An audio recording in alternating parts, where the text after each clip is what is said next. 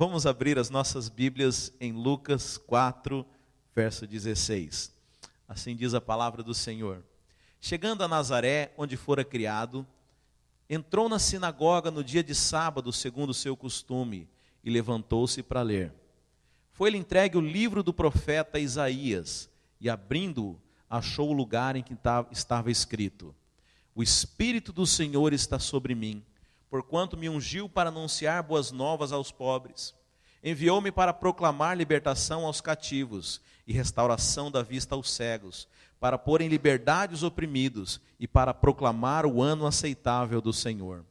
E fechando o livro, devolveu ao assistente e sentou-se, e os olhos de todos na sinagoga estavam fitos nele. Então começou a dizer-lhes: Hoje se cumpriu esta escritura aos vossos ouvidos. E todos lhe davam testemunho e se admiravam das palavras de graça que saíam da sua boca. E diziam: Este não é o filho de José? Disse-lhe Jesus: Sem dúvida me direis este provérbio: Médico, cura a ti mesmo. Tudo o que ouvimos teres feito em Cafarnaum, faze-o também aqui na tua terra. E prosseguiu: Em verdade vos digo que nenhum profeta é aceito na sua terra. Em verdade vos digo que muitas viúvas havia em Israel nos dias de Elias, quando o céu se fechou por 3 anos e 6 meses, de sorte que houve grande fome por toda a terra, e a nenhuma delas foi enviado Elias, senão a uma viúva em Serepta de Sidom. Também muitos leprosos havia em Israel no tempo do profeta Eliseu, mas nenhum deles foi purificado, senão Naamã, o sírio. Todos os que estavam na sinagoga, ao ouvirem essas coisas, ficaram cheios de ira, e levantando-se, expulsaram-no da cidade, e o levaram até o despenhadeiro do monte, em que a sua cidade estava edificada, para dali o precipitarem. Ele, porém, passando pelo meio deles, seguiu o seu caminho. Feche os seus olhos. Pai, em nome de Jesus, estamos diante da Tua palavra, que é viva, eficaz e mais cortante que espada de 2 gumes, ó Pai, a ponto de separar alma e espírito. Por isso, nesse momento, ó Pai, nós pedimos que a Tua palavra venha tocar no nosso espírito, ó Pai, que nenhum empecilho de alma, nenhuma distração, nenhuma confusão venha atrapalhar o objetivo da Tua palavra, Senhor. Fala conosco nessa manhã, ó Pai, pelo poder do Espírito Santo. Nós te pedimos em nome de Jesus. Amém. Irmãos, só vou contextualizar aqui para vocês entenderem esse texto. Aqui está falando de Jesus quando ele vai para a sua terra, quando ele vai para Nazaré. E havia um costume naquela época a igreja, assim como nós nos reunimos aqui pela manhã, eles se reuniam, mas não era no domingo, era no sábado. Então, o sábado era o dia sagrado no Antigo Testamento, até que Jesus morresse e ressuscitasse. E então eles se reuniam nas sinagogas, porque eles eram judeus. E eles se reuniam para ler as Escrituras, assim como nós estamos lendo aqui. E Jesus, ele vai à sinagoga naquele sábado, lá em Nazaré, e foi-lhe dado as Escrituras para que ele pudesse ler publicamente. E ele abre as Escrituras lá no livro do profeta Isaías. Isaías, que é considerado no Velho Testamento o maior profeta messiânico, ou seja, aquele que mais falou a respeito de Jesus Cristo. Isaías viveu aproximadamente uns 600 anos antes de Jesus Cristo, mas foi o profeta que mais teve revelação a respeito de Jesus no Velho Testamento. E Jesus Cristo abre a palavra do Senhor, e ele lê aquilo que Isaías fala, profetizando a respeito dele, dizendo que o Senhor o havia ungido para proclamar a liberdade, para que pudesse libertar os cativos, para que pudesse anunciar o evangelho às pessoas. E ele fecha as Escrituras e diz assim: hoje, essa palavra que foi dita há centenas de anos atrás, hoje ela se cumpriu na minha vida. É engraçado que os fariseus não gostaram. Os fariseus não imaginaram, não viram como nós com bons olhos. E alguns fariseus, eles comentaram: vem cá, mas esse aqui não é o filho de José, o carpinteiro? Como assim? Como ele pode estar dizendo que é ele o Messias? Como ele pode estar falando que é ele o Salvador? Eu conheço esse cara, eu vi ele nascer, ele era menino, ele brincava com meus filhos aqui. E aí Jesus fala, não há profeta com honra na sua própria terra. Mas é interessante que, ao mesmo tempo que ele escandalizava alguns, a Bíblia fala que todos admiravam, porque as palavras de Jesus eram palavras de graça. Deixa eu achar especificamente lá no 22. E todos lhe davam testemunho e se admiravam das palavras de graça que saíam da boca de Jesus. A Bíblia fala que a lei do Senhor foi dada através de Moisés, mas a Bíblia fala que a graça veio com Jesus Cristo.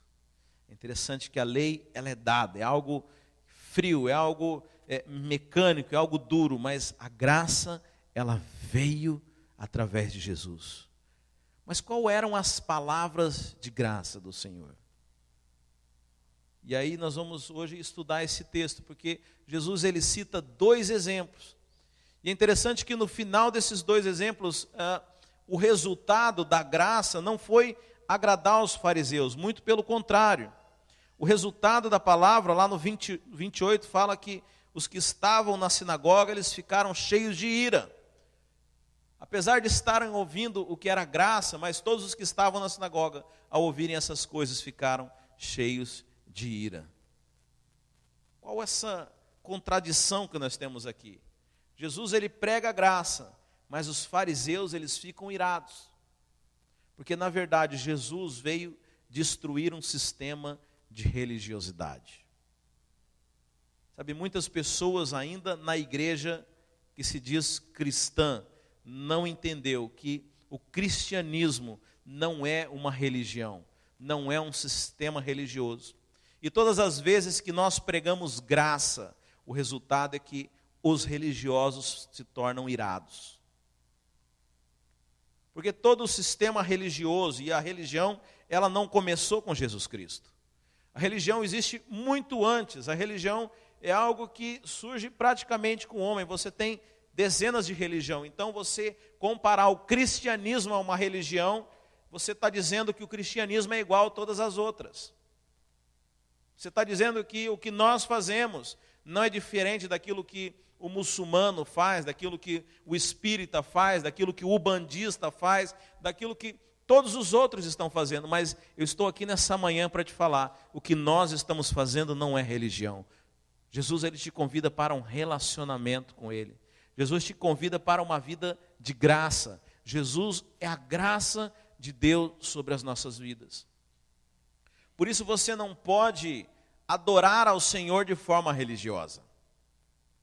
A Bíblia fala que nós não devemos orar com vãs repetições, porque sabe, uma coisa que a religião faz é você ficar repetindo.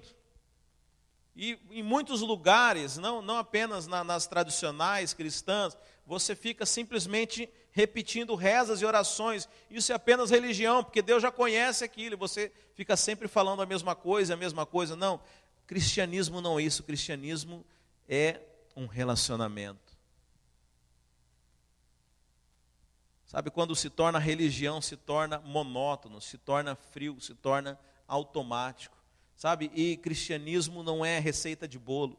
Sabe, não, você faz tal coisa que Deus vai te abençoar. Você faz isso aqui, e você está certo e você vai para o céu. Não é assim que funciona. Deus te chama para um relacionamento. O projeto de Deus para nós é um projeto de relacionamento. Nós falamos domingo passado que o propósito de Deus ao criar o homem era que ele povoasse toda a terra, de homens e mulheres que fossem a sua imagem e semelhança. Mas isso é apenas um meio também. Porque ao criar o homem à sua imagem e semelhança, veja, Deus não estava só. A Bíblia relata que quando o homem é criado, já haviam milhares de anjos, já haviam milhares de seres espirituais. Mas nenhum deles era imagem e semelhança de Deus.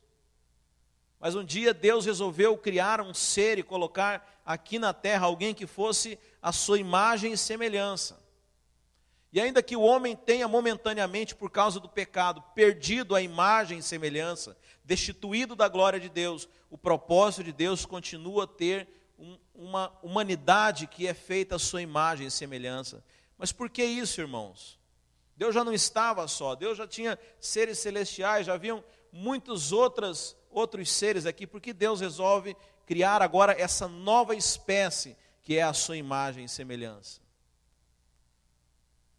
Porque Deus deseja se relacionar conosco de uma forma diferente da maneira como Ele tem se relacionado com todos os outros seres.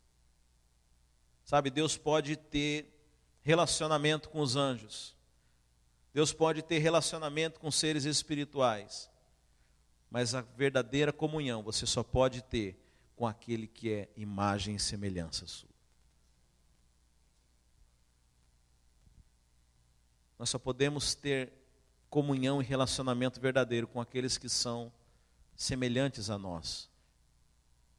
Você não pode ter relacionamento com um cachorro. Eu sei que aqui na América, cachorro dorme na cama, cachorro só falta comer na mesa, mas continua sendo um cachorro. Se você soltar ele na grama, ele vai correr e provavelmente se tiver uma carniça ele vai comer, porque ele não é gente. Por mais que a gente tente se relacionar, ele não é gente. Eu lembro uns tempos atrás que tinha um reality, que uma menina que criava um porco, um leitãozinho assim. Quem viu esse reality? E andava com aquele, e às vezes você vê uns malucos desses, com porco na coleira, né? Um dia desse eu vi também no jornal aqui um cara com um pato. O pato era amigo dele, ele andava no centro da cidade, isso lá no interior, e o pato ia junto. Veja, você pode até ter uma relação afetuosa, mas você não pode ter comunhão, porque não é da mesma espécie que você. Sabe, e um dia Deus resolveu compartilhar da sua glória conosco. Os Salmos 4 fala que nós fomos criados, e Deus nos coroou, Deus nos revestiu de glória. Deus colocou glória sobre a criação. Por isso que Deus, quando manda Adão para que ele dominasse, para que ele expressasse a sua imagem, sabe? Eu falei aqui, Adão não tinha uma arma, Adão não tinha um arpão, não tinha nada que fizesse a natureza se subjugar, leões, grandes animais. Sabe, na verdade, os animais se sujeitavam a Adão, porque ele tinha glória, porque tinha ele a autoridade de Deus. Era como se o próprio Deus estivesse ali, e toda a natureza o respeitava.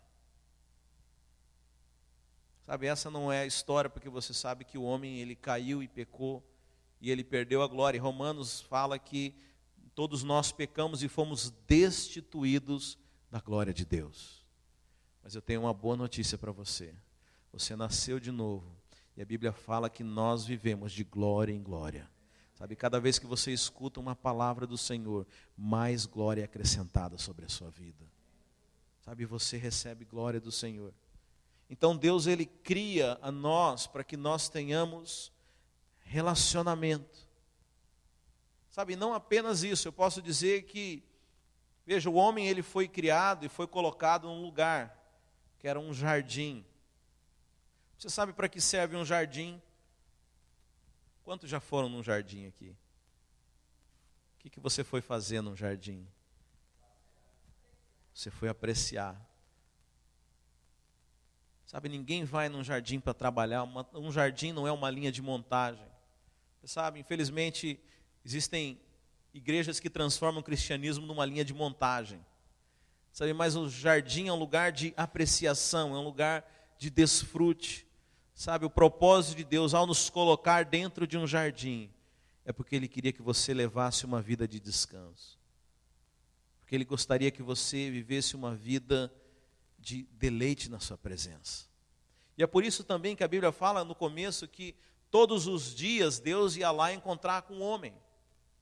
Você imagina falar com Deus face a face, todos os dias, Deus ia encontrar com o homem.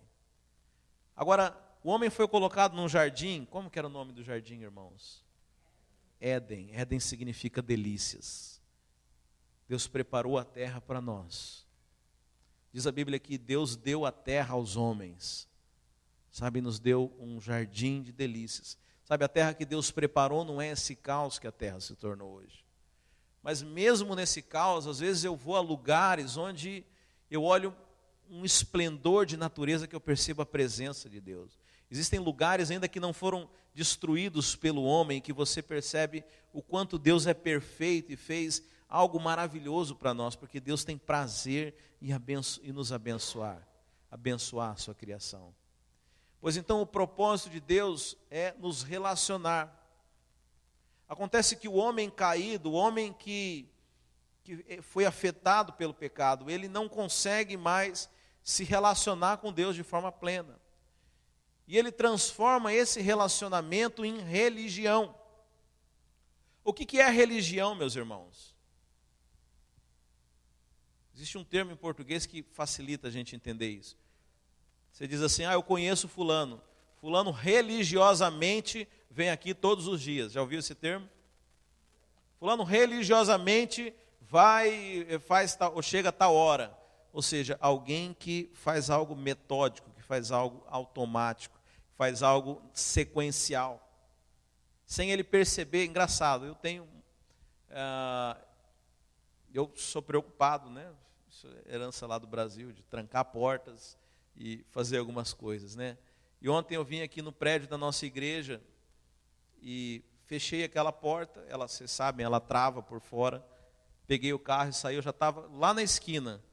Eu falei para a Andressa, você viu eu trancando a porta? Porque é tão automático eu fazer isso, que eu já nem percebo mais. Ela falou, não vi, volta lá. Aí eu estou lá na esquina, dou ré no carro, faço o balão, volto aqui, tinha trancado. Mas é algo tão automático que eu não percebo mais.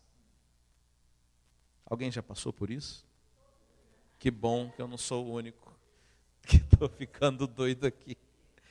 Mas o problema é quando a sua vida cristã está no automático. O problema é quando você vir num culto como esse aqui está no seu automático. E você começa a cumprir apenas um compromisso religioso. Sabe, eu fico pensando que talvez naquele dia, e Cristo fala isso, ele diz assim, muitos dirão, expulsamos demônio em teu nome, curamos enfermos em teu nome, e ele vai virar as costas e vai dizer, não, em verdade, não vos conheço. Eu fico pensando talvez que alguns crentes vão falar, Senhor, eu estava todos os domingos lá. E também vão ouvir do Senhor, em verdade vos digo, não vos conheço. Porque nós corremos o risco de ligar nossa vida cristã no automático e viver apenas uma religião. Em vir aqui de manhã apenas em cantar corinhos, em escutar uma palavra, e essa palavra não chegar ao teu coração. Ser simplesmente mais uma palavra, como nós ouvimos tantas. Sabe, irmãos, eu desde que me entendo por gente, já fui criado numa família cristã, eu frequento culto aos domingos. Você faça as contas aí, 38 anos indo todo domingo ao culto. 38 vezes 52. Eu já era para ter virado santo, né? O problema é que poucas vezes eu deixei a palavra entrar no meu coração com tal intensidade que ela pudesse produzir mudança. Talvez bastasse uma única palavra que, se realmente mudasse a minha vida, não precisaria mais ficar ouvindo. É claro que a Bíblia diz que a fé é pelo ouvir. E quando ela fala que a fé é pelo ouvir, nós às vezes achamos que me evangelizaram e eu recebi fé. Não, mas se você for olhar, a palavra que está no original seria um gerúndio, seria algo que indica continuidade, o present continuous, que a fé vem pelo ouvindo a palavra de Deus. Cada vez que você ouve, você recebe glória e você recebe fé. É importante você ouvir a palavra de Deus, mas é importante que você não se acostume com isso, que isso se torne apenas um hábito na sua vida, que isso se torne apenas algo automático, em que você vem para cá e você se sente bem, é um ambiente bom, mas apenas não passa disso, não passa do superficial, Eu vi uns dias atrás um termo que eu achei fantástico: a síndrome de isopor do crente. Por mais que você tente levar ele para o profundo, ele volta para o raso. Por mais que você tente levar ele para se aprofundar num relacionamento verdadeiro, profundo, de realidade com Deus, ele volta lá para a superfície. Ele não quer apenas um envolvimento parcial, só um envolvimento de leve, só algo mais ou menos. Sabe, nós temos que ter cuidado para que não sejamos religiosos. Sabe qual era o problema do fariseu? O fariseu eram os mais zelosos da sua época. Talvez você se gabe por já ter lido a Bíblia. Você sabe, o fariseu sabia a Bíblia de cor.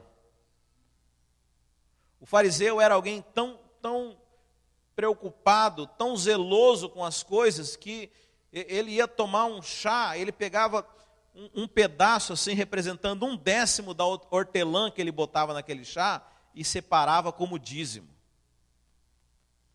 Você imagina isso? Era alguém extremamente zeloso, mas era alguém que não zelava pela presença de Deus, simplesmente cumpria rituais religiosos. Simplesmente fazia as coisas no automático. Sabe, irmãos, nós temos que tomar muito cuidado por não levar uma vida piedosa, mas que é uma vida piedosa, mas sem Deus, sem desejar pela presença, sem querer a experiência do cristianismo. E por um lado a culpa é nossa, irmãos, porque talvez quem pregou para você a primeira vez pode ter explicado claramente o que é o projeto bíblico. Falar que você pecou, que Jesus veio, morreu por você, e se você aceita que Ele seja Senhor e Salvador, e você entendeu tudinho. Você entendeu o que é o Evangelho, você sabe do que eu estou falando, mas o problema é que não é uma experiência mental. Deus não quer te convencer de nada, você precisa experimentar e imergir numa realidade espiritual, num relacionamento verdadeiro que Deus preparou para cada um de nós aqui. Pessoas que estão convencidas não estão preparadas para dar a vida pelo Evangelho. Pessoas que foram convencidas não estão preparadas às renúncias de coisas. Não estão preparadas para renunciar ao seu conforto. Pessoas que estão apenas convencidas não estão preparadas para renunciar ao seu dinheiro, não estão preparadas para renunciar ao seu tempo, não estão preparadas para renunciar aos seus prazeres pelo Evangelho. Só aqueles que tiveram a experiência. Sabe, nós precisamos buscar a experiência com Deus. Então nós temos aqui Jesus falando para uma plateia de religiosos. Se nós tivéssemos aqui que escolher alguém para compor a nossa igreja, provavelmente nós íamos escolher os fariseus. Os fariseus eram pontuais, os fariseus conheciam a palavra. Você conversava com ele sabia os versículos de cor. Sabe que isso é um grande defeito meu. Eu fico, às vezes, bravo comigo. Eu fui fazer uma pré-leção lá em Jacksonville, na quinta-feira. E eu falei, irmãos, vocês ficam aí da projeção, fica no Google aí, porque eu sei o versículo, mas não sei onde está. Mas o fariseu não, ele sabe de cor os versículos e fala para você o que quiser. É o tipo do cara que você olhava para ele e falava, uau, eu quero ser assim quando eu crescer. Mas o problema é que era só religião. Eles não ansiavam pelo Deus verdadeiro. E a religião, ela produz um problema, porque você começa a achar que você é merecedor de alguma coisa, não por causa da graça de Jesus, mas sim por causa daquilo que você faz. Você começa a se achar tão bom, que você fala, não, eu sou um cara bom demais, Deus tem que me abençoar. Eu nunca falto um culto. Eu nunca deixei de dar uma oferta, dar um dízimo. Eu faço caridade, eu oro todos os dias, eu leio a Bíblia, eu jejuo. Deus tem que me abençoar. Sabe, esse é o problema do fariseu. E agora, por que Jesus causou tanta ira nos fariseus? Olha agora no verso 25 que Jesus fala. Em verdade vos digo que muitas viúvas havia em Israel nos dias de Elias, quando o céu se fechou por 3 anos e 6 meses. Você sabe a história do profeta Elias, ele orou ao Senhor e o céu se fechou. A Bíblia fala que durante 3 anos e meio não choveu em Israel. E obviamente um povo que vivia da agricultura, vivia da pecuária, não tinha estoques, não tinha tecnologia de irrigação como nós hoje. 3 anos e meio sem chuva, irmãos. Ficou em fome. O negócio ficou difícil. E o povo judeu começou a padecer. E aqui Jesus diz que nesses 3 anos e meio haviam muitas viúvas passando fome em Israel. E Deus manda o profeta Elias. Mas sabe para quem que Deus manda o profeta Elias? Não foi para as viúvas de Israel. Olha no verso seguinte. E a nenhuma delas foi enviado Elias, senão a uma viúva em Sarepta de Sidom. Quem conhece a história da viúva de Sarepta? Em que o profeta vai lá e abençoa e ela tem mantimento. Jesus está falando que Deus enviou a provisão, não para aqueles que achavam que merecia. Deus enviou a provisão para quem não merecia. Mas Jesus continua, no verso seguinte, 27. Também muitos leprosos havia em Israel no tempo do profeta Eliseu. Haviam leprosos em Israel, mas nenhum deles foi purificado, senão Naamã, que era sírio. Naamã não era de Israel. Naamã era chefe do exército da Síria. Ou seja, ele não merecia a bênção do Senhor. E foi abençoado. E aí por isso no verso 28, todos estavam na sinagoga ao ouvir essas coisas, ficaram cheios de ira. Entendeu agora por que ficaram irados? Porque Jesus estava falando que a bênção é para quem não merece. O fariseu achava que se Deus tivesse que abençoar alguém, tinha que abençoá-los pelo que eles faziam. Pelo jejum, pelo dízimo, porque eles achavam que cumpriam a lei do Senhor. Mas Jesus falou, não é assim que funciona. Lembra do tempo de fome? Tinha muitas viúvas em Israel, mas Deus escolheu abençoar alguém que não era de Israel. Sabe, Israel tinha muitos leprosos, mas Deus escolheu abençoar um sírio, Naamã. E isso chama-se graça, por isso que as palavras de Jesus eram palavras de graça. Graça significa favor imerecido. Sabe, muitas pessoas, e aí você começa a destruir o sistema religioso. Porque todo o sistema religioso é baseado numa premissa.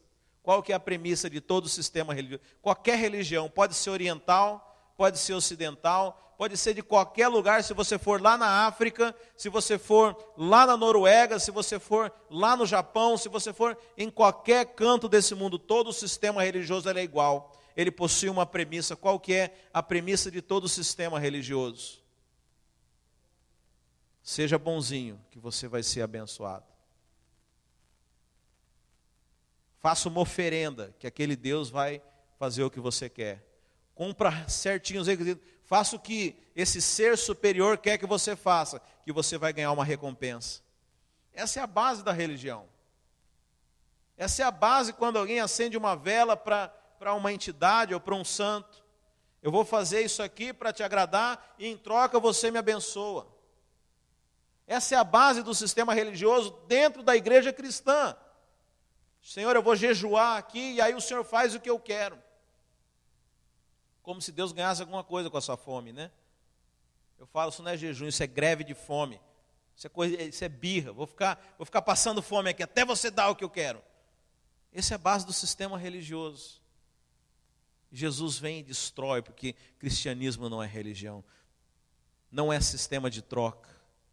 Deus não abençoa porque você faz alguma coisa. Deus não te abençoa porque você é bom. Deus abençoa porque Ele é bom. Porque Ele decidiu te abençoar. Porque a sua bondade jamais seria suficiente para alcançar coisa alguma do Senhor. O profeta Isaías fala que a nossa justiça, ela é como um trapo de imundície para Deus.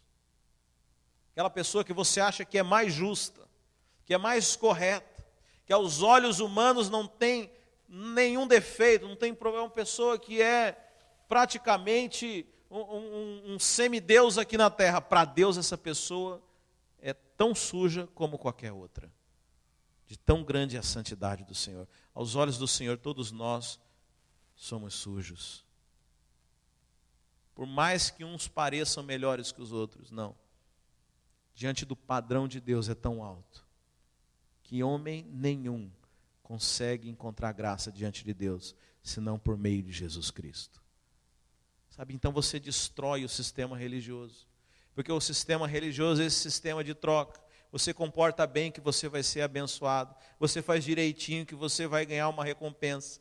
Mas Jesus está falando, olha, vocês acham que vocês mereciam, vocês faziam tudo correto, mas Deus escolheu abençoar outro.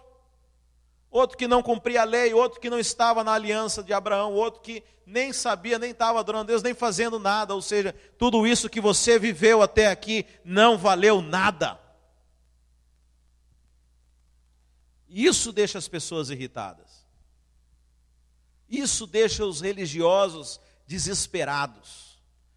Quando ele descobre que é somente pela graça de Deus, que não há nada do que você faça que você possa receber a bênção do Senhor, mas é totalmente pela graça dele. Ele escolheu te abençoar.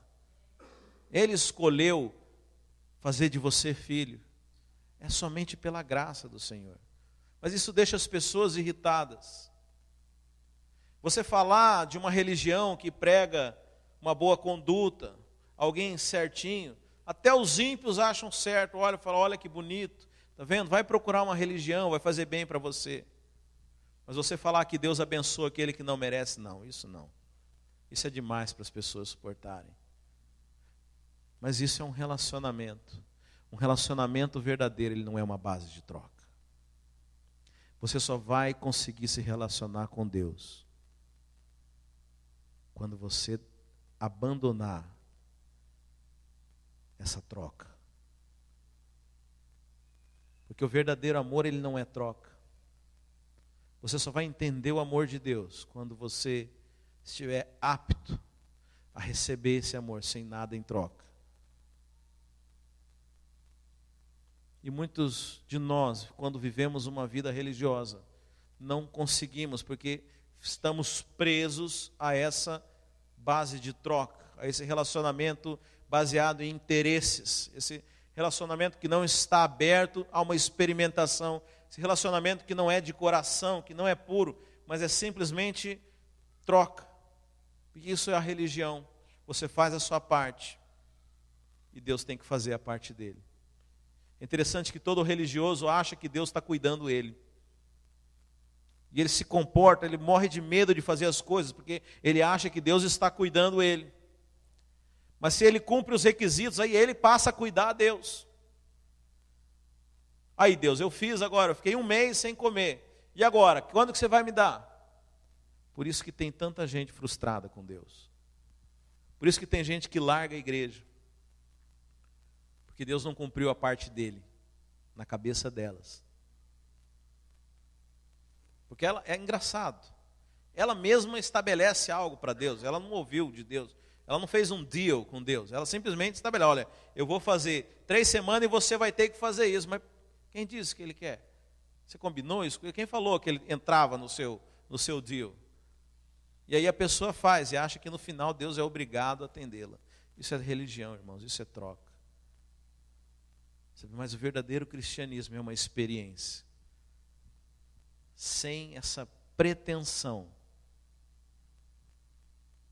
de receber algo, porque você já recebeu.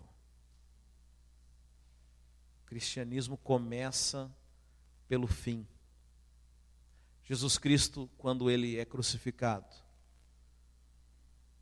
e o seu último suspiro, ele fala, está consumado. Todas as coisas já estão feitas. Tudo que você precisa já foi feito. Tudo que você necessita para viver uma vida abundante, completa, plena, cheia de significado, já foi conquistado e estabelecido. Cabe a você acessá-las através desse relacionamento com Deus. Não há nada que você possa fazer, senão simplesmente conhecer o coração do Senhor e desfrutar de um relacionamento verdadeiro com Ele. Por isso, esqueça a ideia de religião. Esqueça essa ideia desse Deus de trocas. Não há nada que você possa fazer que Deus queira. A Bíblia fala que Deus não é servido por mãos humanas. Não havia nada em nós que Ele pudesse querer. Ainda assim, Deus nos amou de tal maneira que Ele deu a si próprio por nós. Que amor é esse, irmãos? Como você explica isso? Sabe, o cristianismo é uma relação de amor. O cristianismo é uma relação de amor. O princípio do cristianismo. Eu sei que muitos, quando se convertem, vêm me procurar e falam assim: pastor, o que pode e o que não pode? Mas a vida cristã não é pode e não pode. A vida cristã deveria ser experimentar o amor de Deus. Quer dizer que pode tudo, pastor? Experimenta o amor de Deus. Sabe, quem ama faz questão de agradar o seu amado. Mas muitas vezes nós queremos agradar sem ter a realidade do amor. E aí aquele nossa vontade de agradar, a gente não aguenta agradar por muito tempo, porque nós não recebemos o amor, nós não temos a realidade disso. Nós queremos agradar sem o combustível, que é o amor, sem ter recebido esse suprimento que fez com que homens de Deus dessem a sua vida, homens de Deus passarem por provações, passarem por desafios. Eles fizeram tudo isso porque receberam amor, porque foram amados. Sabe, viver a vida cristã nos nossos dias pode exigir de você algumas coisas, mas se você não receber o amor, vai ser algo muito trabalhoso. Talvez você pode tentar na sua força muito tempo, mas isso não quer dizer que vai durar. Por isso muitas pessoas às vezes abandonam a igreja, abandonam as coisas, porque nunca provaram do amor de Deus. Por isso que nós devemos buscar esse relacionamento. Antes de mais nada, antes de você querer lutar contra um vício, você deveria se encher do amor de Deus. Antes de você querer fazer algum serviço na casa de Deus, você devia se encher do amor de Deus. Antes de você querer evangelizar os outros, você devia se encher do amor de Deus.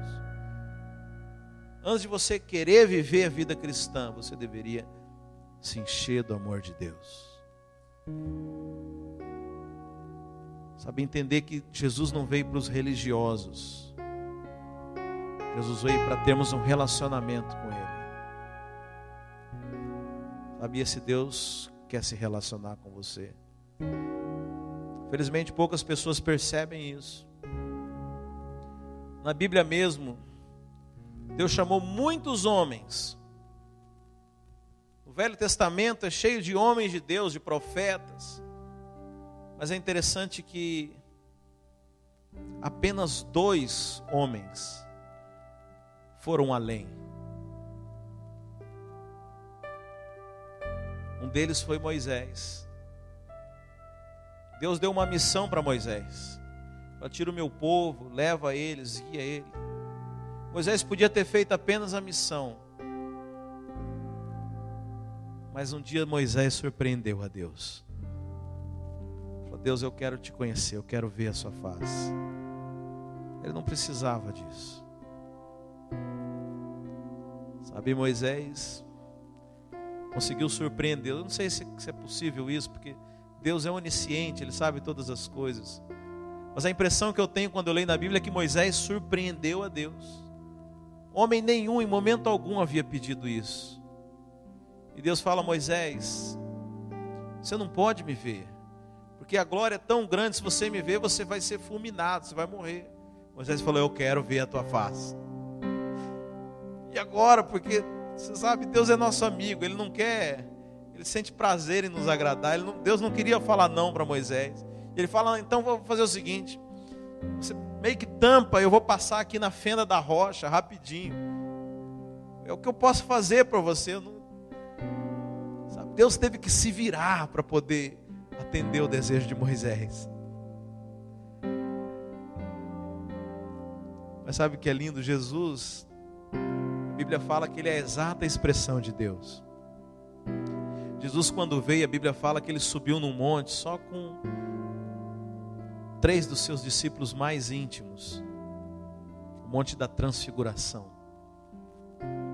E lá a Bíblia fala que o rosto de Jesus começou a resplandecer em glória. E diante dos discípulos de Jesus apareceu Moisés e Elias. Deus não se esqueceu do pedido de Moisés. Deus se lembrou do seu amigo, daquilo que ele havia pedido. Sabe, Deus não se esquece dos seus amigos. Podem passar os céus e a terra. Sabe, esse é um relacionamento eterno, meus irmãos. Isso não é um relacionamento só para essa vida. É uma amizade eterna com o Criador. Sabe, teve um outro homem também que surpreendeu Jesus. Surpreendeu a Deus, foi Davi. Davi era um homem com coração, segundo o coração de Deus. E um dia Davi falou: olha, eu tenho casa, todo mundo tem casa, todo mundo está satisfeito, por que Deus não tem uma casa? Eu quero construir uma casa para Deus. E Deus manda o profeta Naamã e até Davi, profeta Natã. E Deus manda esse profeta falar para Davi: quem te contou isso? Como que você descobriu que era esse o meu desejo? Sabe, esses foram homens que foram além de uma religião, mas se tornaram amigos de Deus. Sabe, não seja um religioso, seja um amigo do Senhor.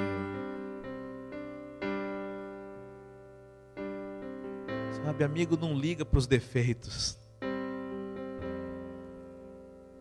Sabe, religioso está preocupado, porque se ele escorregar, aquele Deus daquele religioso vai punir ele, mas amigo não faz isso. Eu estava uns tempos, nós estávamos ministrando o nosso curso de casais, e nós estávamos falando sobre o relacionamento de um casal.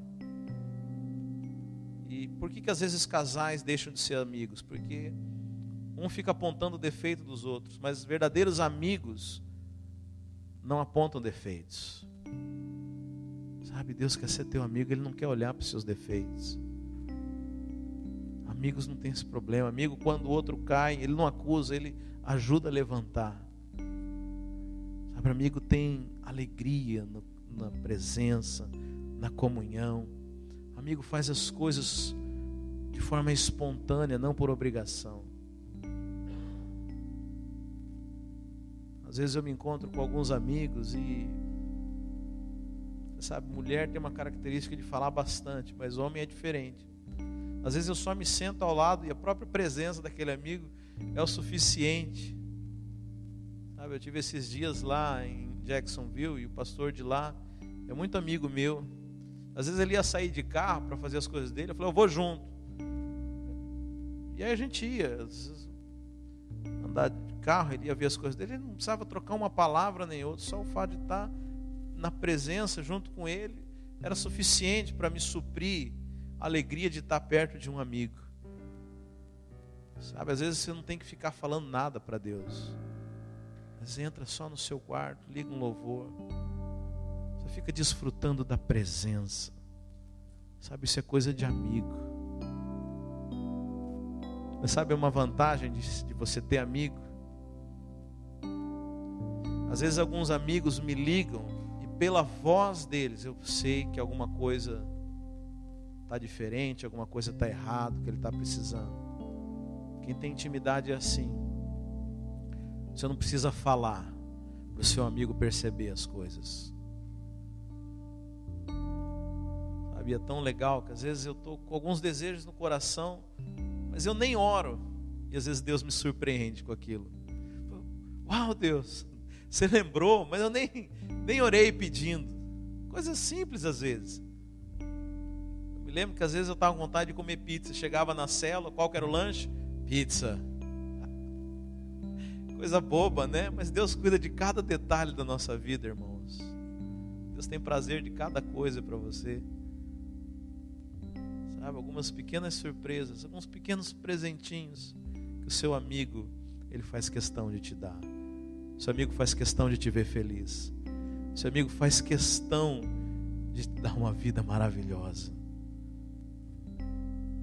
Sabe, isso a religião não faz. A religião é você o tempo inteiro tendo que correr e se esforçar para poder ser aceito lá no final, para ver se você vai ser aprovado. Não, nós já fomos aprovados. Nós já entramos. A vida eterna não é mais um teste, um desafio, não. A vida eterna foi a sua porta de entrada. O dia que você entrou na família, você ganhou a vida eterna. Isso não é mais motivo de preocupação para você. A preocupação agora deve ser viver o céu aqui na terra, desvendar o coração do Senhor, ir mais profundo, sabe, começar a viver essa vida aqui. Tem gente que está esperando morrer para viver. Não, começar a viver aqui, não perder um segundo desse desfrute, sabe, essa tem que ser a sua preocupação. Experimentar de Deus e viver expressando a sua glória, a sua graça. Sabe, amigos, quando são muito íntimos, eles começam a criar hábitos que são incomum. Você começa a andar com uma turma, você começa a falar as mesmas coisas, falar do mesmo jeito, andar do mesmo jeito, vestir do mesmo jeito, ter os mesmos gostos. É isso que Deus quer fazer com você. Vai chegar um ponto que a sua intimidade vai ser tão grande que as pessoas vão enxergar Deus na sua vida. Vai chegar um ponto que a intimidade vai ser tão grande que atitudes que você tem hoje, você vai deixar de tê-las simplesmente porque não te agradam mais. Não porque você está fazendo algum esforço para largar. Mas a tua amizade nova é algo que vai te encher de tal forma que você vai ser parecido com o teu amigo. Você vai ter prazer de cultuar, prazer de louvar, prazer de expressá-lo, prazer de todas as coisas por prazer, não por necessidade, não por obrigação, não por medo. Quantas pessoas vivem por medo? Não, Deus não quer pessoas oprimidas. Deus quer filhos amados. Deus quer filhos cheios do seu amor. Filhos que expressem esse amor. Às vezes nós somos tão rudes com as pessoas porque nós não temos amor para dar. Essa semana eu estava lendo uma analogia, uma xícara cheia de café. E alguém, quando esbarra nessa xícara de uma forma violenta, essa xícara derrama sobre essa pessoa o café. E nessa analogia, diz assim: por que a xícara derramou o café? A nossa resposta é porque esbarraram nela e ela derramou. Não, a xícara derramou café porque ela tinha café nela. Muitas vezes nós, quando somos provocados, somos esbarrados, nós derramamos aquilo que nós temos dentro de nós.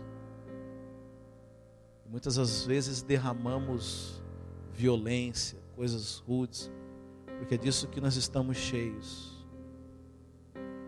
Mas Deus quer te encher com o seu amor.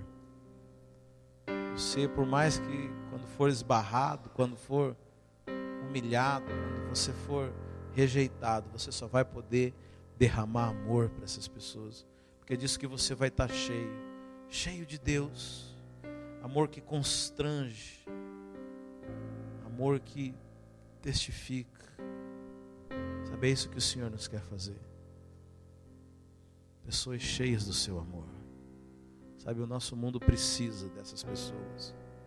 Nossa geração precisa de amor. Precisa de pessoas que estejam cheias de Deus. Deus quer mostrar a sua glória nos nossos dias. E Ele escolheu a mim e a você para mostrar a glória dEle. Deus já falou que não vai mandar anjo aqui para pregar. Deus não vai mais aparecer, não vai mandar profetas do Velho Testamento. Não, somos nós.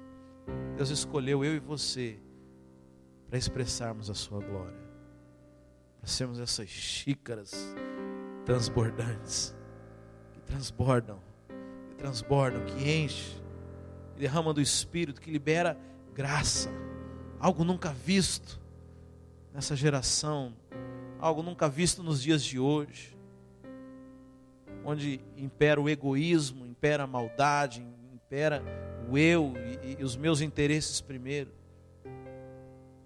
Não, nós somos chamados para ser diferentes, chamados para ser a expressão de Jesus Cristo.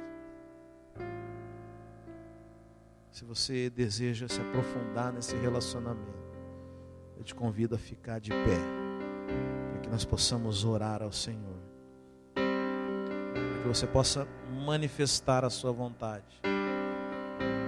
Feche os seus olhos. Antes que eu ore, antes que eu fale alguma coisa, você pode falar com o Senhor. Pode falar em pensamento. Fale para o Senhor do seu desejo. Senhor, eu quero provar. Senhor, eu quero te conhecer. Pai, eu rejeito toda religiosidade na minha vida, toda frieza, toda indiferença.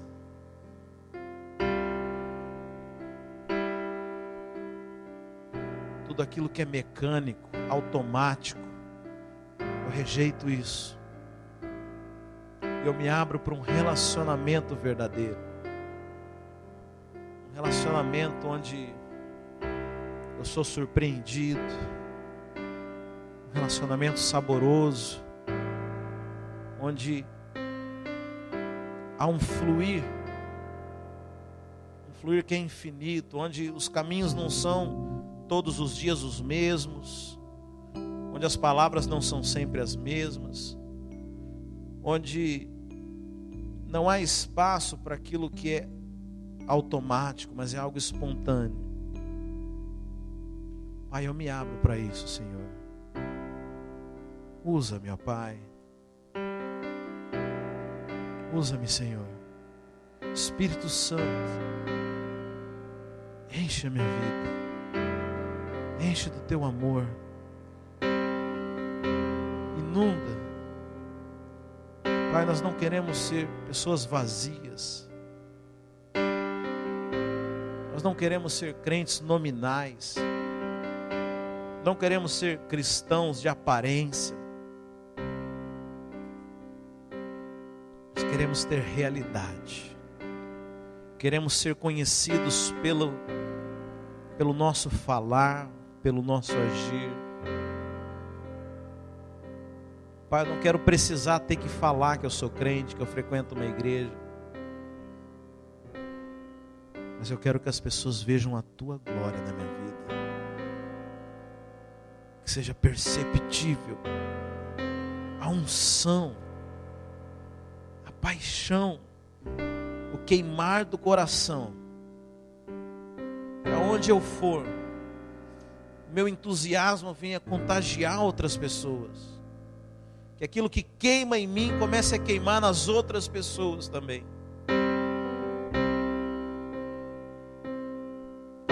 chama se torne um grande incêndio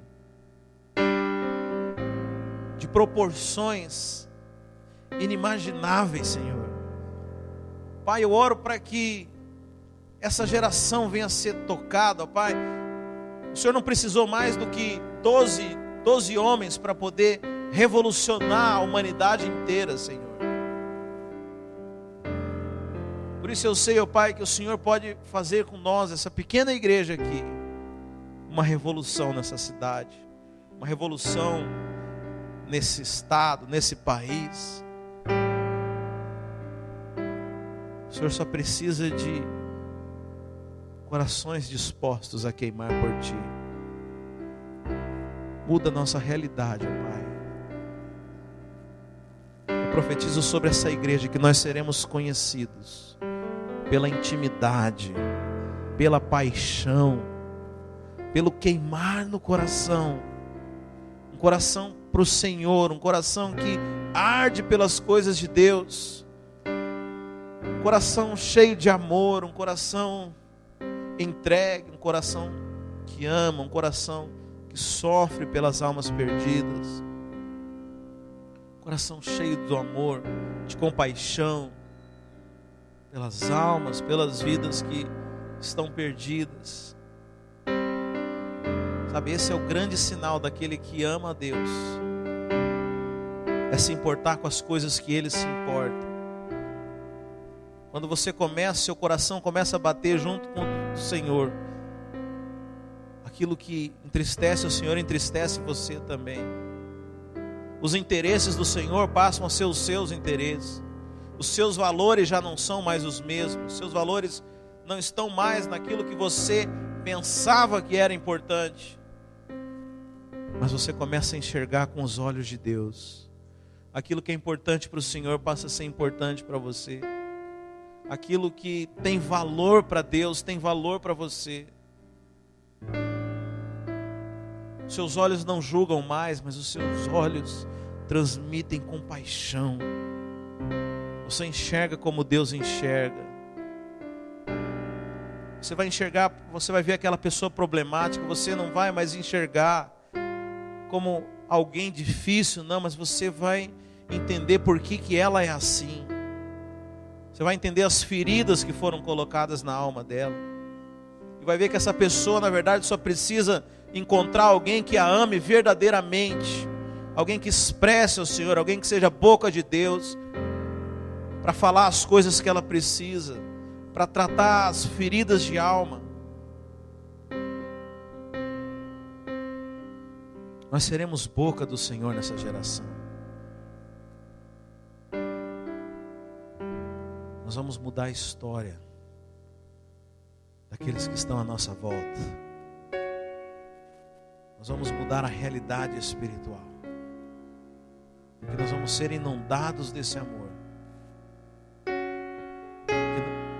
A Bíblia fala que o Senhor faz dos seus ministros labaredas de fogo. E uma característica do fogo é que ele se alastra, se contagia. Sabe, nós precisamos contagiar essa geração. Mas isso precisa primeiro queimar no nosso coração. Precisa queimar em nós primeiro. Às vezes nós queremos incendiar, mas o nosso fogo está quase apagando. E às vezes você joga muita palha em cima de um fogo que está quase apagando. Ele apaga também. Mas nosso coração vai começar a queimar. E as pessoas vão ver isso e vão começar a queimar também. Eu profetizo sobre essa igreja um avivamento de intimidade, um avivamento de intimidade com o Senhor, algo verdadeiro que nunca foi visto aqui nesse lugar, a começar em nossas vidas, em nome de Jesus. Amém, meus irmãos. Glória a Deus. Se assente mais um pouquinho, pode continuar.